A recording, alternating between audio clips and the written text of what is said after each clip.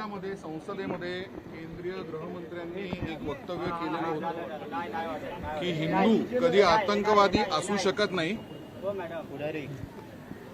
त्याच्यावर आज माननीय विशेष NIA सत्र न्यायालयाने शिक्कामोर्तब केलेला आहे।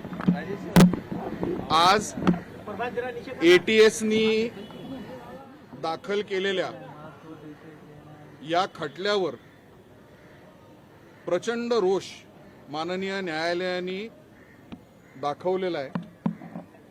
आजचं जे जजमेंट आहे, जो निकाल आहे, तो 1000 पानांहून जास्त गेलेला आहे। त्याच्यामधले आज माननीय न्यायालयाने जे मूळ बिंदू सांगितलेले आहेत ते फक्त तुम्हाला सांगतो। सर्वप्रथम बॉम्बब्लास्ट घडला हे सत्य आहे, पण आरोपींनी तो एका षडयंत्राअंतर्गत घडवून आणला याचा कोणताही पुरावा माननीय न्यायालयासमोर तपास यंत्रणांनी दाखल केलेला नाही व दाखल करू शकली नाही। हा सगळ्यात मोठा भाग। याच्यातला दुसरा भाग, आणि मला आनंद आहे हे आपल्याला सांगताना की तो युक्तिवाद आम्ही केलेला होता की याच्यामध्ये जे इंजुरी सर्टिफिकेट, जे लोक जखमी झालेले होते ते 101 इंजुरी सर्टिफिकेट्स जे बनवले गेले ते 100% फोर्ज आणि फॅब्रिकेटेड, म्हणजे बनावट बनवले गेलेले होते। आणि त्याच्यावर माननीय न्यायालयाने रोष व्यक्त करून DG ATS यांना त्याच्यावर सखोल चौकशी करण्याचे आदेश दिलेले आहेत की हे खोटे इंजुरी सर्टिफिकेट्स कोणी आणि का बनवले गेले। हा दुसरा भाग। त्याच्यातला तिसरा भाग असा आहे की जी मोटरसायकल होती ती मोटरसायकल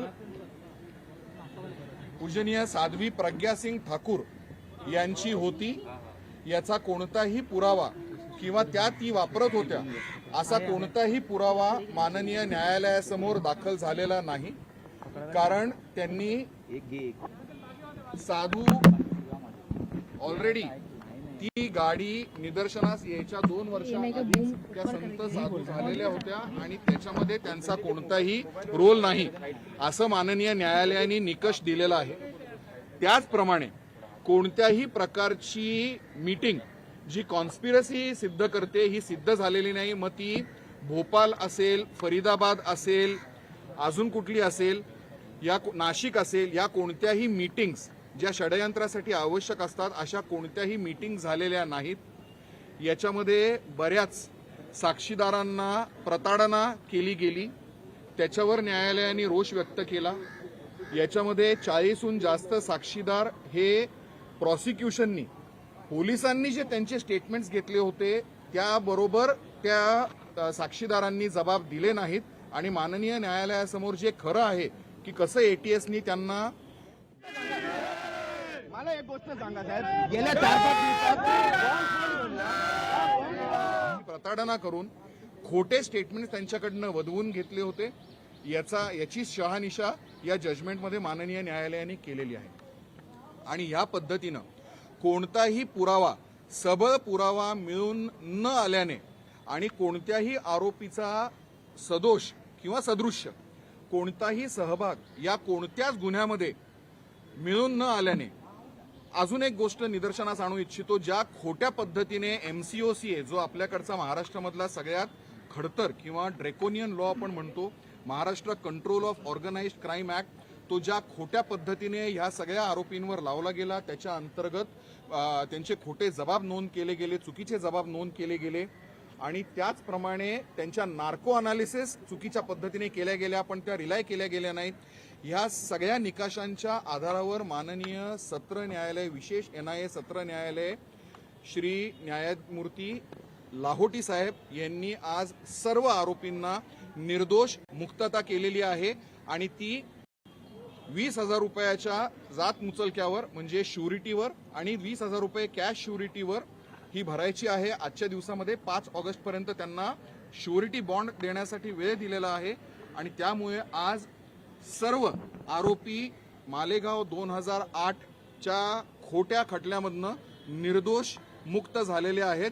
आणि तत्कालीन काँग्रेस सरकारने भ्याडपणे हिंदूंवर, हिंदुस्थानावर, जी सनातनावर डाग लावण्याचा जो प्रयास केलेला होता तो आज कुठेतरी संपुष्टात आलेला आहे. तो प्रयास त्यांचा संपुष्टात आलेला आहे आणि माननीय न्यायालयाने जे आरोपी जखमी असतील किंवा जे त्याच्यामध्ये वारले असतील त्यांना कॉम्पन्सेशन्स पण त्याच्यामध्ये मेन्शन केलेली आहेत. त्याच्यामुळे या निर्णयाचं आम्ही स्वागत करतो आणि हा निर्णय अतिशय बॅलन्स पद्धतीचा आहे. फक्त प्रॉसिक्युशन किंवा फक्त डिफेन्स असा नसून जरी आम्हाला निर्दोष मुक्तता असली तरी जे लोक त्याच्यात मयत झाले त्यांना पण कुठेतरी दिलासा देणारा आहे आणि आम्ही माननीय न्यायालयाचे शतशः आभार मानतो. कॉम्पन्सेशन साधारण काहीतरी 50,000 रुपये कॉम्पन्सेशन. सर हिंदू दहशतवादी असणार नाही असं म्हटलं जातं पण पुरावा नसावी आरोपी निर्दोष सुटलेले आहेत तर याचा फायदा मिळालेला आहे का? कशावरनं म्हणू शकतो की हिंदू दहशतवादी होऊ शकत आपण नाही? नॅरेटिव्ह पूर्ण पहिलं घ्यायचं. इंडिपेंडेंट क्वेश्चन्स आपण नंतर घेऊ. आज माननीय विशेष NIA आज ऐतिहासिक दिन है. आज मुंबई की माननीय NIA विशेष सत्र न्यायालय के न्यायमूर्ति श्री लाहोटी साहब ने मालेगांव बम विस्फोट 2008 के मुकदमे के अंत में 17 साल के प्रलंबित मुकदमे के अंत में आज अपना निर्णय सुनाया है. इसमें सारे लोकशाही मराठी ऐका, पहा, जागरूक रहा.